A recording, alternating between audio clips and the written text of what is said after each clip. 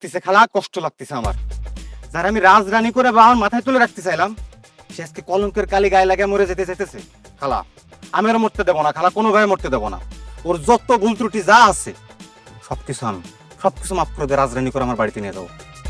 কিন্তু খালা আমার ভালোবাসায় যে দংশন করেছে যে কাল সাপ, ওরে কিন্তু আমি বাঁচায় রাখবো না, ওরে কিন্তু আমি উচিত শিক্ষা দিয়ে ছাড়বো। প্রিন্স, ওরে জেয়ানে ও শিয়ানে শোয়া দেবো, চল। এই শোন হিরো, ওরে যেন বেশি কিছু বলিস না, একটু কড়া করিয়া শাসন করে দিবে, ভয় দেখাবি, যাতে রুমালেরও বিয়ে করতে রাজি হয়ে যায়। রুমালে কিন্তু ওরে ছাড়া বাঁচবি না। বাঁচবে খালা, বাঁচবে, কিন্তু ওই কাল সাপ বাঁচবে না, আমি কিন্তু কয়ে দিলাম। চল। তুই তুই এই হিরো মামুনের ভালোবাসারে কলঙ্কিত করে দিয়েছিস, তোরে যে আমি কি করব। এই প্লিজ মালটা দে তো। ভাই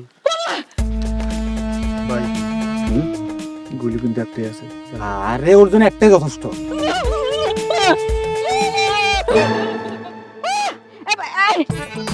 শালা কোনোদিন আফসোস করে মারতে পারিনি বাবা, মারার আগে শালা বেউস হয়ে যায়। তাই নাকি? হ্যাঁ, তাকে কবি রে ভাই, বেটা হয়েছে পাড়ায় মেরে ফেলবানি। মালিক নিয়ে যা। ভাই ভাই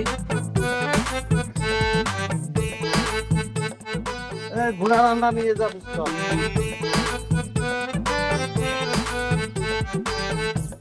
নিজের মেয়ের কলঙ্কের কথা যে জনে জনে বইলে বেড়াচ্ছেন, আর পাতি মাস্টার ডাইকে আনতে লজ্জা করে না? বিচার বিবেচনা সব কি ধুয়ে খাই ফেলেছেন না?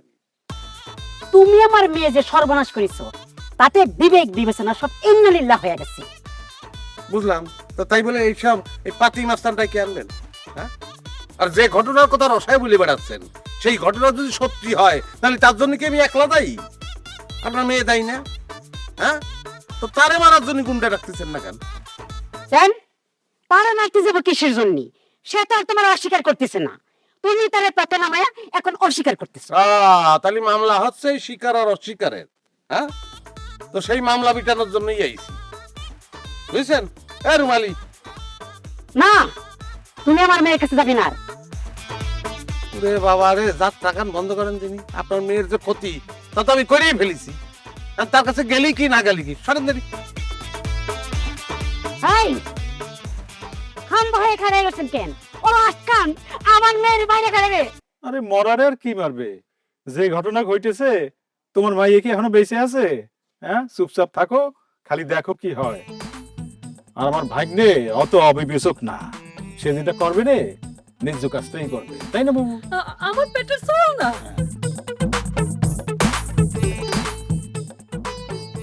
দরজা বন্ধ করলি যে? তুই আমার নয় যে মিথ্যে কথাটা রটাইছিস, সেটা এখন সত্যি করবো আমি।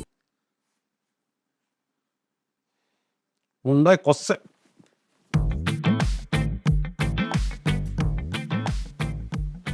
আগে পরের কথা আমি ছেড়ে দিলাম। আজকে সকালেও তুই বলেছিস যে তুই আমার ভালোবাসিস, এ কথাকে সত্যি? সত্যি কি? এটা আমার জীবনের সবচেয়ে বড় সত্যি। কি হলো, তোমার বিশ্বাস আসছে না? তোরা খুব ভালো করে জানিস যে দক্ষিণ পাড়ার আসমার সঙ্গে আমার একটা ডাকাইতে প্রেম ছিল। দুজনকে খুব করে ভালোবাসতাম। আমাদের দুজনের অনেক স্বপ্ন ছিল, অনেক আশা ছিল, অনেক আকাঙ্ক্ষা ছিল। কিন্তু আমেরিকা যাওয়ার লোভে আমার ভালোবাসার বুকে পাড়া দিয়ে আসমা অন্য একটা ছেলের বিয়ে করে নেয়। আমেরিকা চলে গেল। আসমা সেখানে সুখে শান্তিতেই আছে, আর আমি ব্যর্থ পরিবেশের মতো ঘুরে বেড়াচ্ছি। কেন ঘুরে বেড়াচ্ছি জানিস? কারণ আসমাতে আমি এখনো ভালোবাসি আমি এখনো। আর ভালোবাসি বলেই ওর নামে কোনোদিন আমি কারো কাছে বদনাম করতে পারি। ভালোবাসা মানুষের নামে বদনাম করা যায় না রে রুমালি। আচ্ছা, আমি ভালো না আসলে তুই তো আমার ভালোবাসিস, তো তুই যদি আমার ভালোবাসে থাকিস তাহলে আমার নামে এরকম একটা বদনাম তুই কিরম করে করলি? তুই তো ভালো করে জানিস, আর কেউ না জানো, যে কথাটা গাহা মিথ্যে। জানিস না তুই? এটা আমি বলিনি, মা বলছে। মামি বলিস? আমার তোমার জন্য মেলা কষ্ট হচ্ছিল, তাই আব্বারে বলেছিলাম যে তোমার জীবনে না পাইলে বিয়ে সাথে ঘর সংসারের দিকে আমি আর যাব না। তোমার মতন সার্থক ব্যর্থ প্রেমিক হয়ে জীবনটা কাটাই দেব বলেছিলাম ঠিকই, কিন্তু আমার মন মানতেছিল না। তোমার জন্য আমার মেলা কষ্ট হচ্ছিল, তোমার জন্য কাঁদছি। কাঁদতে কাঁদতে মারে বললাম যে তোমারে যদি না পাই হয় বিষ খাবো না গলায় ফাঁসি দেব। মা আমারে বাঁচানোর জন্যই এই সমস্ত মিথ্যা কথা মানুষের কাছে বলছে, যাতে তুমি আমারে বিয়ে করতে বাধ্য হও। আচ্ছা মামি বলিছে তুই মামির কথা সাই দিছিস কিসের জন্য? তুই একবার ভাবলি না তোর এই কথার জন্য মার কাছে মামুর কাছে আমি কতটা ছোট হয়ে গেলাম? কিন্তু তুমি এটা তো করোনি। তো সেটা তো আমারে বললেই হবে না, তারা তো মিথ্যাটা সত্যি মনে করে বসে আছে। মামি মাস্তান পর্যন্ত ভাড়া করেছে আমার মারার জন্য। আচ্ছা ঠিক আছে, তুমি দাঁড়াও, আমি তাকে সত্যিটারে মিথ্যা করতেছি। আমি বলতেছি যে তুমি সেরকম কিছুই করোনি।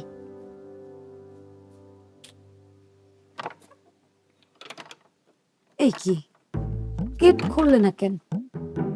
মনে হইতেছে বাইরে থেকে বন্ধ। বাইরের তো বন্ধ মানে?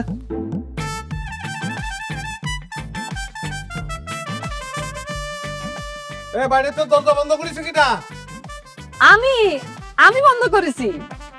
মা তুমি? হ্যাঁ আমি। আচ্ছা দরজাটা খুলে দাও, শোনো রুমালি কি বলতে চাচ্ছে। রুমালের কিছু বলতে হবে না রে, আমার যা শোনার আমি সব শুনে নিয়েছি। আমার সোনার টুকরো ছেলেরে নিয়ে এত মিথ্যা কথা কবে? হ্যাঁ, মা হয়ে আমি কি সেটা মেনে নিতে পারি? আরে রুমালের মায়ের যখন চাপি ধরেছি সে গড়গড় করে সব সত্য কথা আমার কয়ে দিয়েছে। তাহলে দরজা বন্ধ করেছো কেন? আরে বাবারে, তোর জীবন বাঁচাতে। জীবন বাঁচাতি কি বলতেছি? মানে কি ও মা? আরে মানে হচ্ছে গিয়ে, এই রুমালি, বলো ফুপু। এই তুই যে কাইতে কাইতে আল্লাহর কিরি দিয়ে তোর মায়ের কাছে যা যা কয়েছিস বল দিনি। ফুপু বলেছি তারে যদি এই জীবনে আমি না পাই, ফুপু তারে বলছি কিন্তু আমি তোমার সাউন্ড বুঝাচ্ছি। আরে বাবারে, এত ব্যাখ্যা দেওয়ার কোনো দরকার নেই, যেটা করেছিস পুরোটাই ক। মারে বলেছি যে তারে যদি এই জীবনে আমি না পাই, আল্লাহর কিরে এই জীবন আমি রাখবো না, হয় ফাঁসি দিব নয় বিষ খাবো। আমি যে আমার জীবন বিসর্জন দিব। তুই কি এটা কথার কথা করেছিস নাকি সত্যি এরম করবি? সত্যি আমি এরম করব, এই জীবন আমি রাখবো না, আল্লাহর কিরে। ও নাজমা, সত্যি সত্যি যদি তোমার মেয়ে এরম করে তাহলে পরে তুমি কি করবা? হ্যাঁ, আমি আল্লাহ কিরা কেটে করছি, তোমার সওয়াল রে আমি ফাঁসি তকলিয়া যাব। আমি তো আমার সওয়াল রে ফাঁসিতে ঝুলতে দিতে পারিনি, আমার একটা মাত্র সওয়াল। আরে বাবারে, তোরে হারে আমি কি বাঁচতে পারবো? হ্যাঁ, না না না না। আরে বাবারে, আমি তো সেই জন্যই তোরে বাঁচাতে এই বাইরে থেকে দরজাটা বন্ধ করে রেখেছি, যাতে করে তুই ওই রুমালির কাছাকাছি থাকতে পারিস। তাইলে তো ওই রুমালিও তার জীবন আর বিসর্জন দেবে না নে, আর আমারও সন্তান হারা হতে হবে না নে। হ্যাঁ, আমি মেলা বুদ্ধির কাজ করেছি রে। খুব বুদ্ধির কাজ করেছো, দয়া করে দরজাটা খুলে দাও। নিশ্চয় খুলবো, নিশ্চয় দরজা খুলে দিব। তার আগে তো রুমালির সঙ্গে তোমার কলামাটা পরে নিতে হবে বাপ। অসম্ভব, সেটা আমি কোনোদিনই পারবো না। তাহলে পরে আমিও দরজা খুলবো না। মা এখন বিষয়টা কিন্তু বাড়াবাড়ি হয়ে যাচ্ছে। তাহলে পরে আমার আর কিছু করার নেই। রুমালি, তোর ব্যাপারটা তো আমি কিছু বুঝতে পারতেছি না রে। আরে তুই হাওলাদার বাড়ির মেয়ে হয়ে, হ্যাঁ, একটা বেটা ছাওয়াল হাতের মুঠোয় আনতে পারতেছিস না? হ্যাঁ, তুই তো বংশের মুখে চুনকানি দিচ্ছিস, আমার বাপ দাদার নাম ডুবাচ্ছিস তুই। কি করবো কো? তোমার সাউল তো খালি ব্যাং মাছের মতো পিস লাগছে। আরে হাতে সাইমাই খেয়ে নে, তোর জীবনকে ও যাতে কোনোভাবে পিছলাই যাইতে না পারে, এইটা আমার হুকুম। শুনিছো ফুপু আমারে কি অর্ডার দিছে? এন্ড ফুপুর বাধ্য চাওয়ালের মতন আমার হাতে আসবা নাকি ছাই মাখাই নেব? এই খবরদার, উল্টো পাল্টা কথা বলবি না। মা তোরে আশকারা দিয়ে মাথায় তুলিছে, তুই ভুলে যাচ্ছিস যে আমি তোর বড় ভাই। জ্ঞান বুদ্ধি হওয়ার পরতে আমি তোমার ভাই হিসেবে মানতেই পারিনি, বহুবার চেষ্টা করেছি, পারিনি। আমার মনে হয় যে তুমি আমার জন্ম জন্মান্তরের সাথী, আমার জন্মই হয়েছে তোমার জন্যে।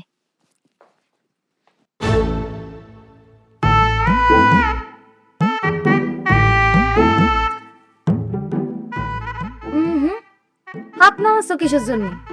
এই হাত হয় আজকে মানে মারবি, না সারা জীবনের জন্য আমার আপন করে নিবি।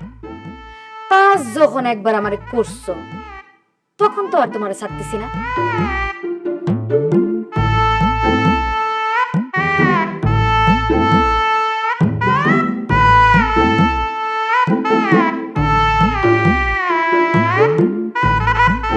একটা ঘটনার পরেতে আমার এইম ইন লাইফ ছিল যে আমি একটা সার্থক ব্যর্থ প্রেমিকের মতো জীবনটা কাটায় দেব। তুমি রুমালি ছলে বলে কলে কৌশলে আমার মার সাথে যুক্তি বুদ্ধি করে আমার সেই পথ থেকে পথভ্রষ্ট করে এই বাসর ঘর পর্যন্ত টাইনে আনবি। না না, এই কাজটা কিন্তু তুই ঠিক করিস নি। আমি তো এটা সারা জীবন মনে রাখবো। কি হলো এমন কথা করছিস টাকা? সারা জীবন তো পটর পটর পটর পটর করে আমার কান ঝালাপালা করে দিছিস।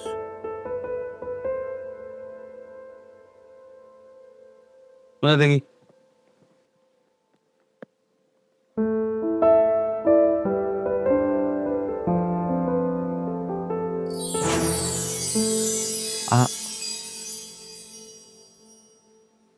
কি হলো?